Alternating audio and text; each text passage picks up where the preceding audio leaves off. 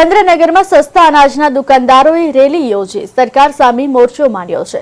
5 મહિનાથી કમિશન ન આપવામાં આવતા રોષ ભભૂકી ઉઠ્યો। 500 થી વધુ સસ્તા અનાજના દુકાનદારોએ રેલી યોજી વિરોધ નોંધાવ્યો। કલેક્ટર કચેરી ખાતે રજૂઆત કરવામાં આવી। કમિશન નહીં ચૂકવવામાં આવે તો ઉગ્ર આંદોલનની ચીમકી ઉચ્ચારી।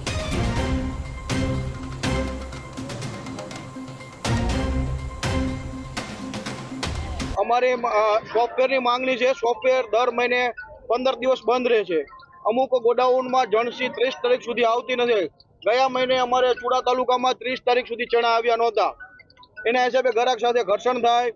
સોફ્ટવેર પછી ઈ પ્રોફાઇલમાં કોલાટ અથવા એકાદા લોહીને સગાઈવાળાનો અંગૂઠો આપે।